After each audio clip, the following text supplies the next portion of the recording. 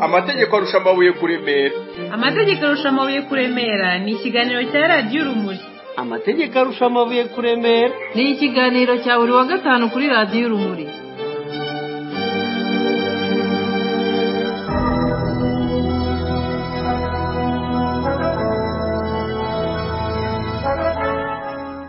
Inshuti bakunzi ba radiyo Urumuri, twongeye kubasuhuza kandi tubahaye ikaze muri iki kiganiro amategeko arusha amabuye kuremera, aho tuza dusubukura icyo ubushize.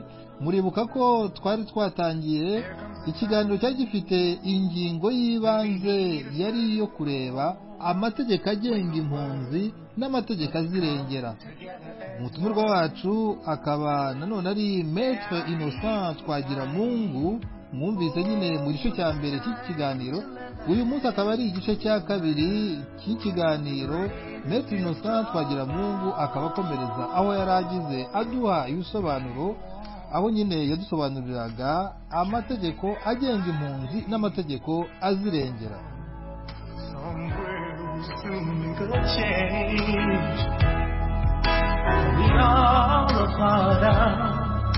God's great big family and the truth, you know love is all we need.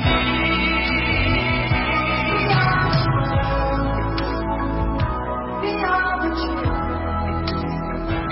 We are the ones making better days when it's life here. Mu by'ukuri ugereranyije nkoze ndagomba kugereranya amategeko na pratique uko bikorwa mu bihugu byinshi hano i Burayi no muri Amerika ndetse no muri Afurika. Uyu muntu wese ugeze mu gihugu avuye mu gihugu cye avuga ko avuye kubera yumva umutekano we ntawe afite, mu by'ukuri ahunze, ategetswe bidatinze kuva ageze mu kindi gihugu kuba yakwihutira kujya kureba abayobozi b'icyo gihugu, akababwira ko ataje nk'umuturiste, nk'umukerarugendo, ko aje nk'umuntu uhunze ukenewe guhabwa ubufasha nk'impunzi.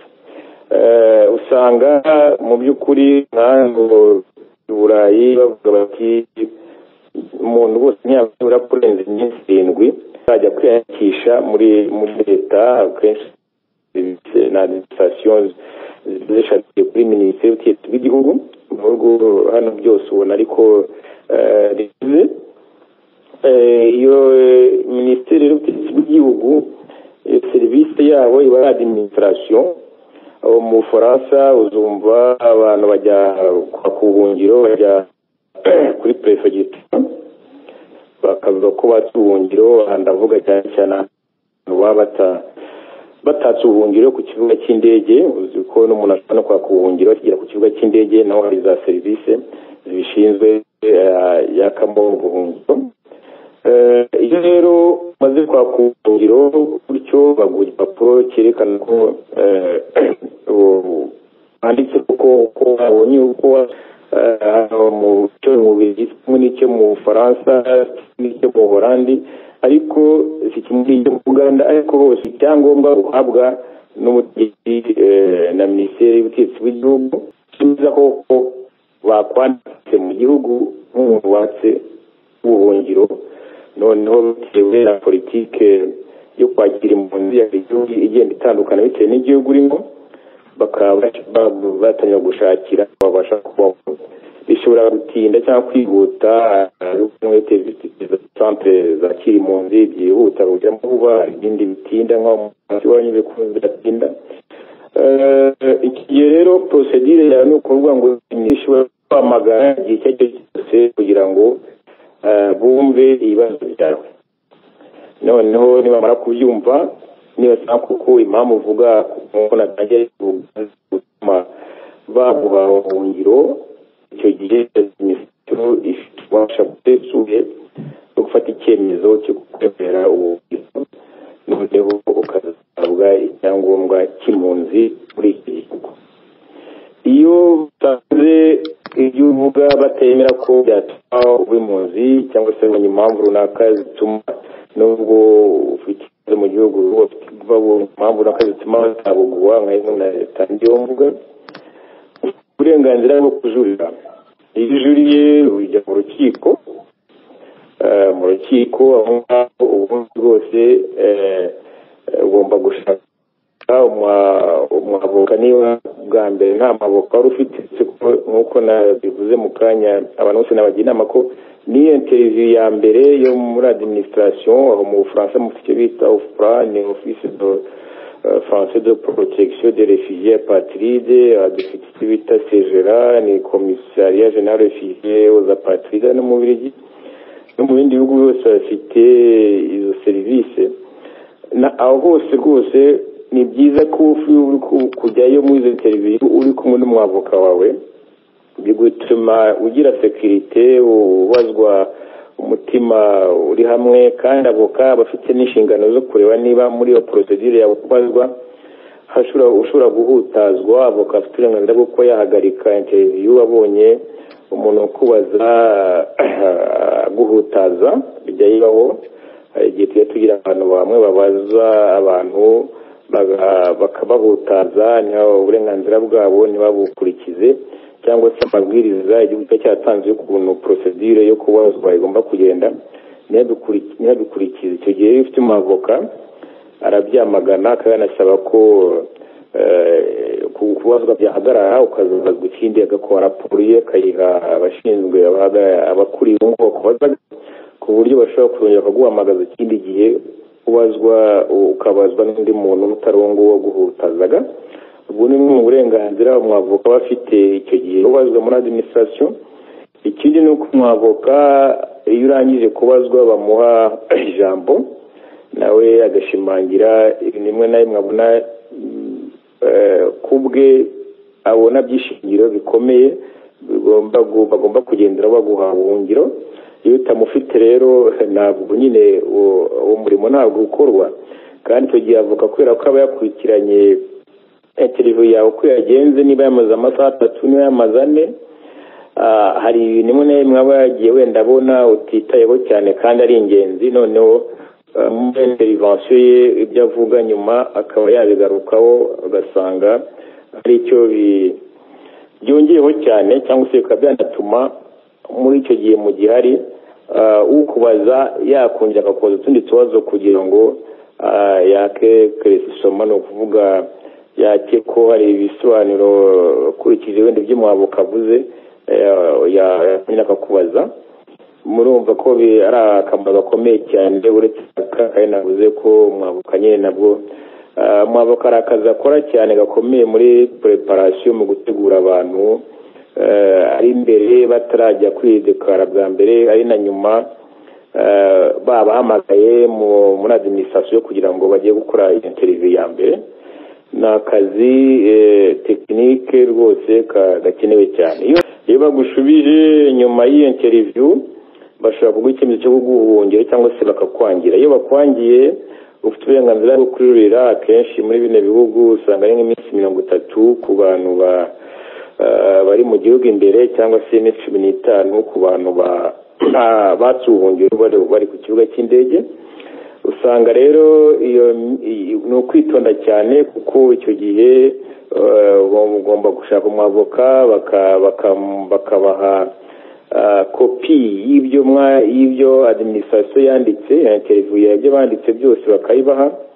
hanyuma hari ibihugu birimo gutera imbere ndetse bya registra interview, icyo gihe nabwo babaha ibyo kopi y'ibyo barogisiye.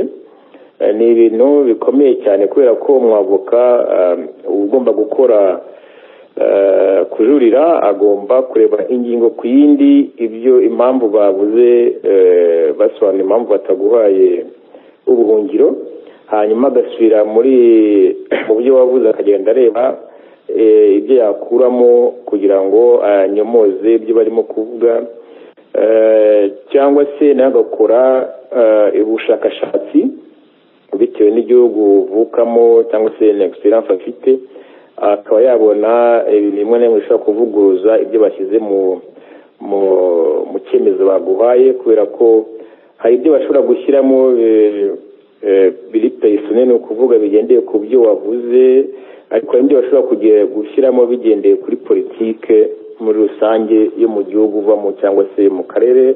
Icyo gihe rero amakuru avoka afite akaba yanyomoza bimwe na bimwe bashobora kuba banditse bagendeye nabyo ko bafite, cyangwa se kubera ko politiki yabo ibogamye, kuko bibaho ko ushobora kwaka ubuhungiro mu gihugu ariko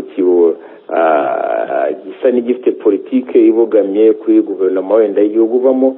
Yongeye bibaho ariko bigatuma ufite umwavoka ukurikirana cyane yabanyomoza ku buryo mu bujurire mu rukiko wajuriyemo mushobora kubatsinda. Noneho icyo gihe abacamanza bafite uburenganzira busesuye bwo gusesa icyemezo cya mbere, noneho bakaguha icyemezo cyo kuguha ubuhungiro. Iyo bigenze gutyo bari amahoro, naho barongera bakazaguhamagara aho ngaho ubujurire bwanyu babwakiriye nyine, bakazahamagara nabo ukazajyayo uri kumwe n'umwavoka wawe, bakakumva bashobora kuba bateguye n'umwavoka akavuga no ku buryo bwimbitse.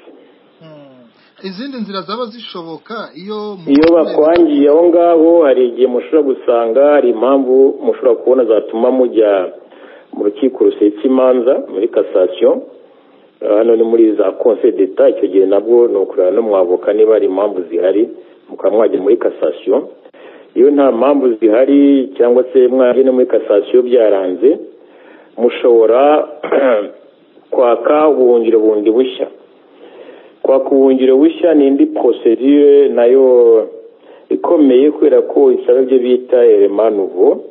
Bita élément nouveau muri jurisprudence ni ukuvuga ibintu byaba byarabaye nyuma y'uko procedure yawe yarangiye. Muri rusange ni ukugeza procedure irangiye, ni ukuvuga urukiko rwa mbere rw'ubujurire rwo guha icyemezo, ni ukuvuga ibintu utabashije kumenya byose kugeza mu rukiko rugushubije. Niba tuvuge hari impamvu runaka ibaye mu gihugu waturutsemo, cyangwa se hari ibintu bibaye ku muryango wawe mu gihugu waturutsemo ariko bikaba bibaye nyuma y'uko iyo procedure ya mbere irangira, cyangwa se akaba hari ibindi bintu nawe bikubayeho nubwo uri hano ariko bikaba bibaye nyuma y'uko iyo procedure irangira, cyangwa se akaba ari izindi engagement za politiki wagiyemo, cyangwa se hakaba hari umuntu cyangwa se leta ikomeje kuza naho wahungiye ikaza kuhagutera, ariko ibyo bikaba bibaye nyuma y'uko procedure ya mbere yarangiye mu rukiko.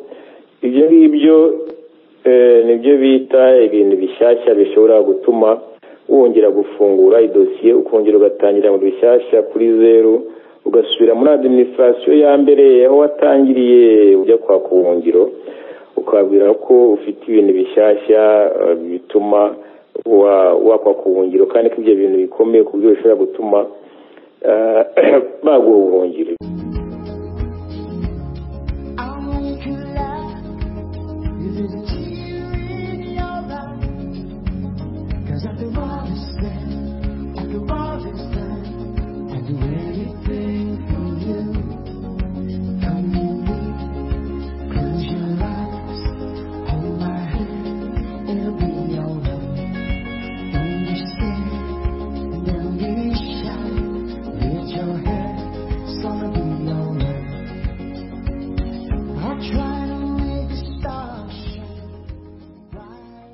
nagira ngo udusobanurire neza niba hari impamvu idasanzwe nayo ibigomba gusobanurwa hagati yo kugira ngo niba umuntu atabashije kubona ubuhungiro mu bujurire ajye mu rukiko rusesa imanza, niba hari ibindi bintu bisaba kugira ngo bakwemerere kwakira ikirego mu rukiko rusesa imanza, cyangwa niba bihagije gusa kuvuga yuko wowe utanyuzwe n'uko bagusubije mu rukiko rwo kujura. Oya, ibyo uvuze bya nyuma ntabwo bihagije kugira ngo ujye mu rukiko rusesa imanza, kuko urukiko rusesa imanza ntabwo ari ibyo twita tubaziye mu degré de juridiction, ntabwo ari nk'ubujurire bwa gatatu bwa kabiri nako uwajuriye bwa mbere mu rukiko.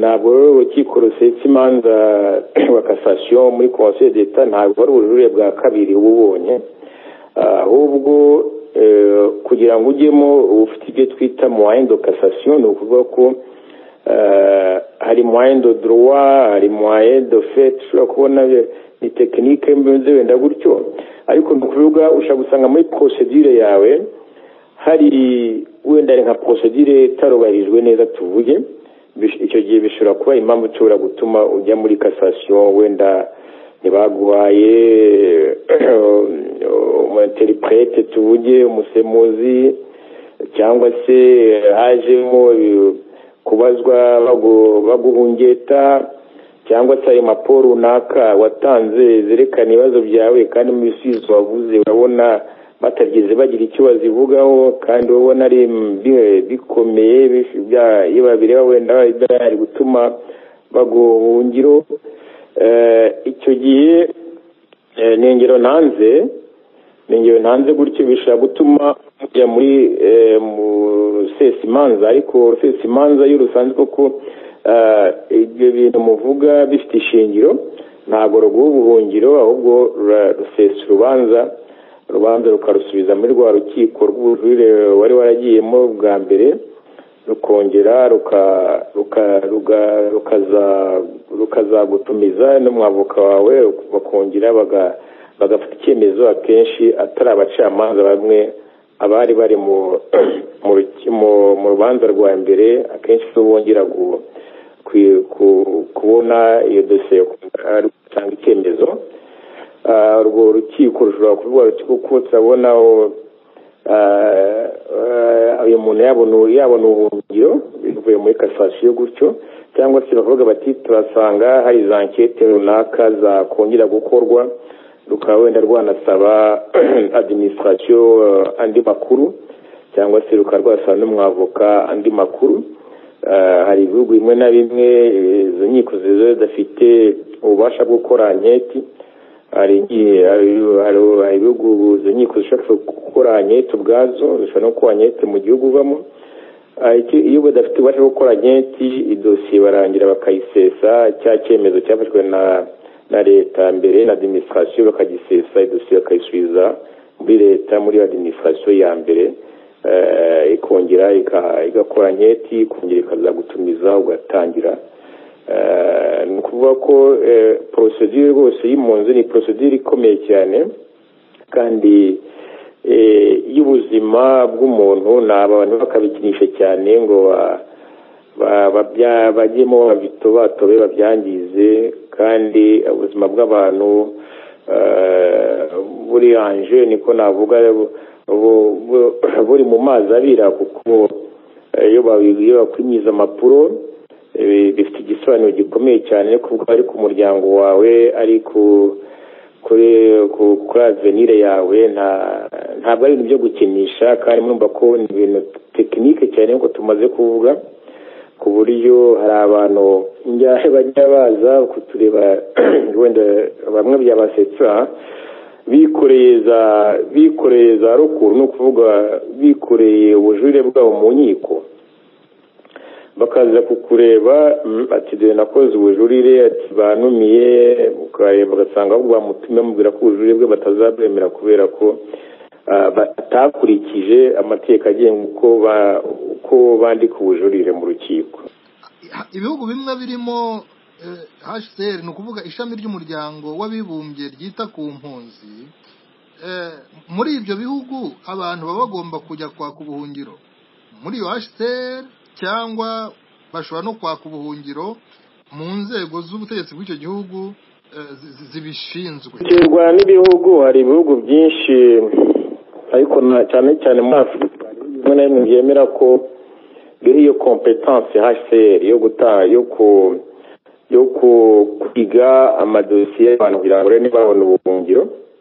Ni ukuvuga ko kugira ngo uze uhita ujya muri minisiteri y'ubutegetsi bw'igihugu cyangwa se muri administration aba ariho waka ubuhungiro, ahubwo ukajya ku biro bya HCR. Ariko ibyo bihugu bigenda biba bike cyane, kuko ibihugu byinshi byasanze ari ububasha bukomeye cyane bujyana na souveraineté de l'État, ni ukuvuga bujyanye n'ubusugire bw'ibihugu byabo, bijyanye cyane na politiki ya migration y'ibihugu byabo, ku buryo ibihugu byinshi byambuye HCR mu burenganzira bukaka ko administration zabo ministère de l'Intérieur zifata iyo responsabilité yo kwiga demande d'asile z'abantu yo kwiga amadosiye y'abantu batse ubuhungiro ariko haracyari ibihugu bimwe bikeya bikibyemera ariko mu minsi iri imbere ndakeka ko byose bizaba byarafashe iyo competence kuko ni matière nuko nabivuga ijyana n'ubusugire bw'igihugu cyane ku buryo rero HCR ahantu henshi cyane nk'ano mu bihugu by'Iburayi nta namwe HCR ari itanga ibyo byangombwa byose hose ni leta. HCR isigara ifite umwanya w'indorerezi wo kureba kuko niba impunzi izo procedure zigenda neza hari n'igihe HCR ishobora kuhakurenganza wenda bwo kuza kuba indorerezi wenda mu dosiye y'umuntu runaka uri kubazwa ubwo nabona uburenganzira HCR ifite. Ikindi HCR nayo igenda ikora amaraporo ishobora gushyikiriza amadministration ziga by'ubuhunzi muri bine bihugu. HCR mu by'ukuri ubwo burenganzira ntabwo gifite mu bihugu byinshi cyane aho byari bisigaye akene muri Afurika ariko naho henshi barimo kuyambura ubwo burenganzira.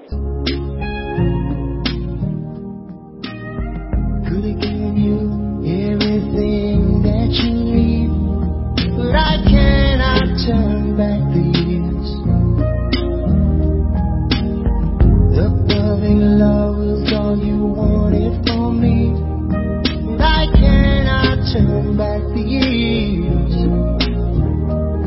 So we had to be strong, and I'm finding that hard.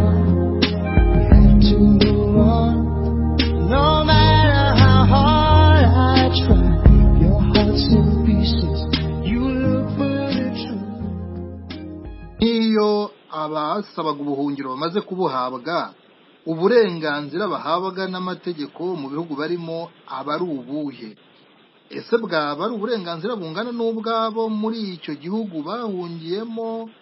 Ese baba bemerewe kujya mu bihugu byose byo ku isi? Baba ndagira ngo umuntu abonye ubuhungiro mu by'ukuri amategeko menshi y'ibihugu byinshi kandi bisabwe n'umuryango w'abibumbye ateganya ko umuntu uhawe ubuhungiro igihugu kimuhaye ubuhungiro cyamworohereza kikaba cyamuha uburenganzira mu gihugu busesuye bungana n'abanyagihugu b'icyo gihugu ndetse bukaba bwamuha ubwo burenganzira ni bwinshi cyane.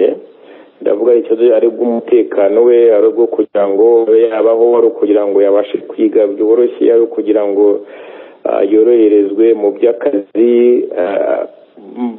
Batanga uburenganzira mu by'ukuri ubona bungana nk'ubw'abanyagihugu. Uretse wenda gutora no gutorwa, ubundi busigaye bwose baba bufite urebye, uretse wenda ahantu hamwe na hamwe ndamutuze tumwe na tumwe dushobora utuzi dukomeye bashobora kwaka ko umuntu kugira ngo akabone agomba kuba afite ubwenegihugu, ariko mu bintu byinshi cyane usanga bafite ubusugire n'uburenganzira bwinshi bwenda kwegera ubwenegihugu. Bwa burenganzira bita bwo kugenda no kugaruka bemerewe? Umuntu ubonye ubuhungiro yemerewe kugenda ku isi yose, ahabwa pasiporo y'impunzi bita titre de voyage, imwemerera kuba yajya mu gihugu cyose ashatse ku isi uretse igihugu yavuyemo. Mu gihe cyose umuntu afite iyo statut de réfugié ubweneye ubuhungiro, ntabwo yemerewe kujya mu gihugu avuga ko yabuzemo umutekano, ko afitanye ikibazo na leta yacyo.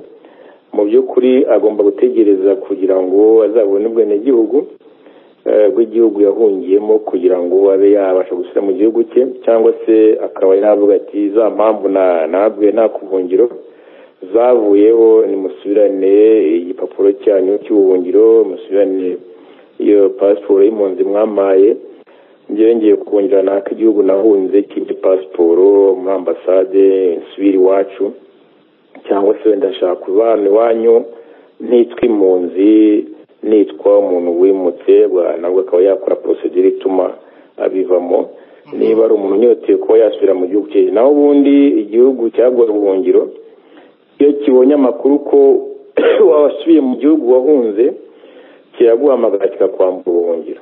n'igihugu umuntu ahungiyemo hari amategeko aba akigenga gitegeka yuko gikora ibishoboka kugira ngo uwagihungiyeho agire ubwo burenganzira. usanga hari nk'aho bashobora kugera bakaba bakwima umuntu ubuhungiro bitewe n'uko wa mubare bari bashyize muri gahunda mu ngengo y'imari usa nk'aho wageze nk'aho ngaho bashobora kubahera bakaba bakwima umuntu ubuhungiro. urakoze kuri iki kibazo. ibyo ngibyo ni ibintu by'amanyanga. ntabwo umuntu wese wabona icyemezo preuve niko babyita yemeza ko ikimenyetso cyerekana ko igihugu runaka kiri gukora iyo politike, bashobora wenda kubona idokima yo muri minisiteri runaka cyangwa se akaba yabona kominikasiyo z'abategetsi bakomeye bashinzwe iyo politike mu gihugu cyabo. uwayibona wese akabidushyikiriza byadufasha kugira ngo tubashe kurega izo leta. mu by'ukuri nubwo nk'uko bivuze hari bamwe basa nk'abafite iyo politike ariko ntabwo babivuga ku mugaragaro ko ari byo bari gukora, nubwo ushobora gusanga ari nk'abyo bari gukora ariko ntabwo amategeko abemera kuba bavuga ku mugaragaro ko ari byo bari gukora. ntibyemewe ko wajya mu gihugu kindi kwaka ubuhungiro mu gihe igihugu kimwe cyangwa cyakwangiye ubuhungiro. mu by'ukuri abantu kubagira inama bagakora procedure yose mu gihugu bakayirangiza ndetse bakagerageza no kuba bajya mu rusesimanza muri cassation muri conseil d'atuvuge nka mu Faransa n'ano mu Bubiligi. icyo gihe inyungu bihari nuko haramutse nubwo izo nkiko zose mu by'ukuri zasa nk'izigenga ariko kubera impamvu z'ubwenda za politike ya politike ya immigration igihugu cyabo gifite usanze hari rwose uvuga uti abantu barandenganyije kandi natanze ibimenyetso byinshi byerekana ko mfite umutekano muke mu gihugu cyanjye kandi kubera izi mpamvu zigaragara ziri muri amasezerano ya Geneve agenga impunzi. icyo gihe werekanye ko wageze mu bushorishori bw'ubucamanza bw'igihugu watsemo ubuhungiro, ni ukuvuga nibura warabonye igisubizo cyo mu rukiko rusesa imanza muri cassation. icyo gihe ufite uburenganzira bwo kujya mu rukiko rw'i Burayi aho ngaho i Strasbourg iwanyu mu Bufaransa rwitwa Cour européenne des droits de l'homme, ni ukuvuga urukiko rw'ibihugu by'i Burayi bishinzwe uburenganzira bw'ikiremwamuntu. icyo gihe ujyayo noneho rukaba narwo rukaba rwazakurenganura. hari rimwe na rimwe tujya tubona imanza rwose babwiye igihugu runaka ko kitize neza amadosiye y'abantu bakabategeka kuba bayasubiramo. hari n'igihe rwose hari ibihugu bimwe na bimwe baha amande kubera imyaka myinshi baratesheje umuntu muri ya procedure d'asile mu ibyangombwa kandi yarakwiye kubona ubuhungiro. ibyo nabyo bibaho ariko kugira ngo ugire uburenganzira bwo kuba wajyayo ni uko uba waragiye muri cassation mu jurire. umuntu utaragiyemo ntabwo yemerewe kuba yajya muri urwo rukiko yatanze ikirego mbere ko batakiga. ndagira ngo ngushimire cyane Maître Innocent Twagiramungu. ni ibiganiro bibiri uduhaye ku bijyanye n'amategeko agenga impunzi n'amategeko azirengera. dushimire n'abadukurikiye mwese, mukomeze kugira ibihe byiza aho muri hose. urakoze Jean Claude, mugubwe neza mwese. amategeko arusha amabuye kuremera. amategeko arusha amabuye kuremera ni ikiganiro cya radiyo Urumuri. amategeko arusha amabuye kuremera ni ikiganiro cya buri wa gatanu kuri radiyo Urumuri.